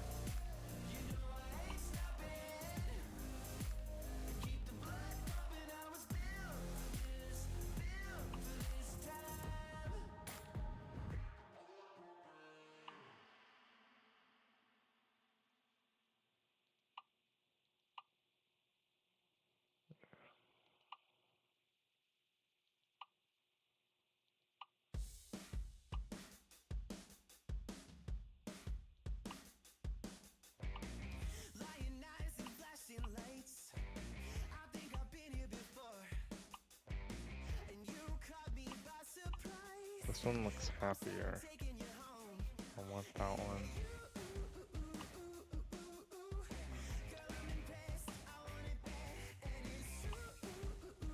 Okay. Filters with white.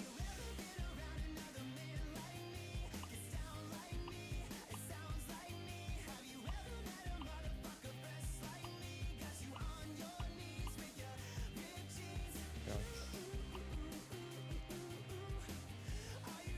choose a pin.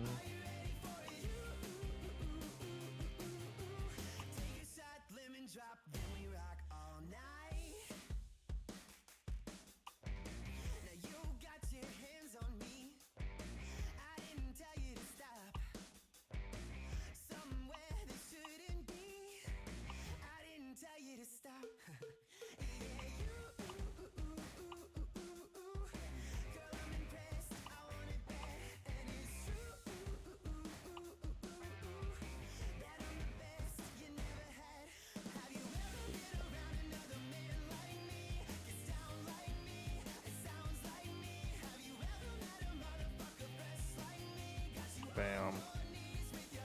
Heck yes. Bug deflector.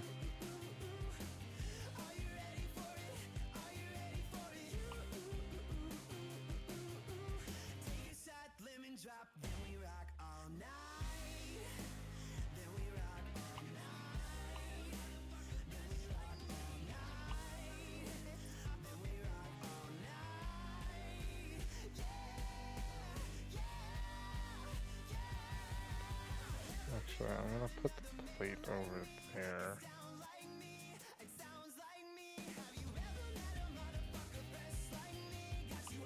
Boom. And then get rid of the driver's plate.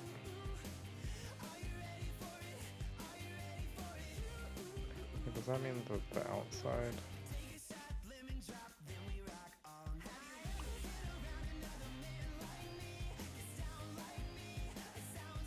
I thought there was gonna be more, like, well, flag options and stuff.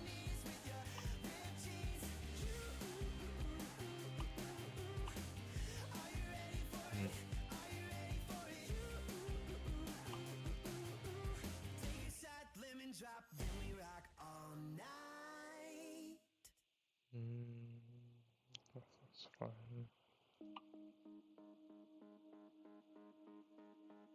You know I gotta have it. Whoa. So I rifle through the cabinet with a crooked moan. Kinda queasy on the red ones, so I took all of the blue ones. Feeling harder than a glue gun. I said it's go, go, go. I hold hands with cosmic entities. I take this too bad if I please. I got this sweet tooth, baby. Yeah, I got this sweet tooth, baby. I exploit my opportunities. Some broken hearts, some cavities. I got this sweet tooth, baby. Yeah, I got this sweet tooth, baby. Yeah.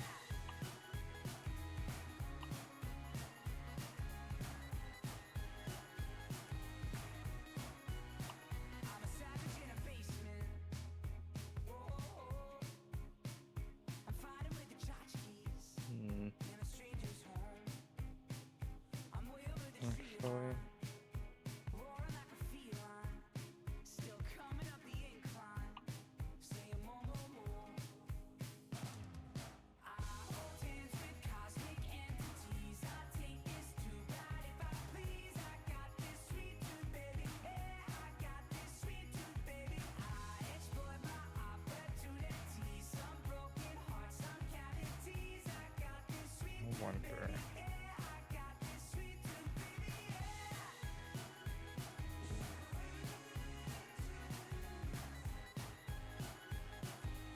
Oh yeah, that's it.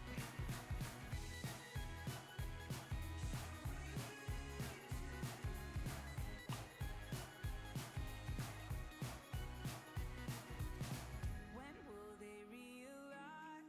Guy with the crazy eyes never had an invite. Kick me out, I don't mind. Helicopter by the stop sign, pretending that it's a strobe light. Kick me out, I'm not phased. I'm on another plane. I hold hands with cosmic entities. Yeehaw. I take this too bad if I please. I got this sweet tooth, baby. Yeah, I got this sweet tooth, baby. I exploit my opportunities. Some broken hearts, some cavities. I feel like I should not have done this right before I'm about to end the stream.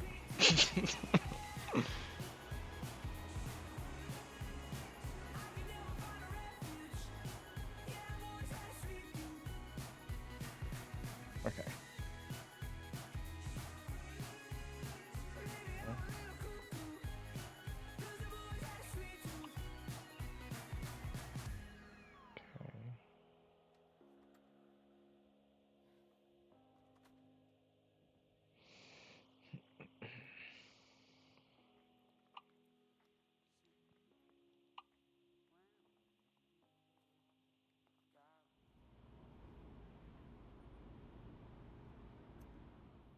Yeah. So I think that's gonna be where I'm gonna end it off for today. I guess we'll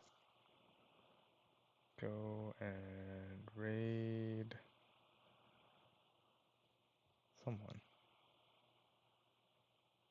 1 second.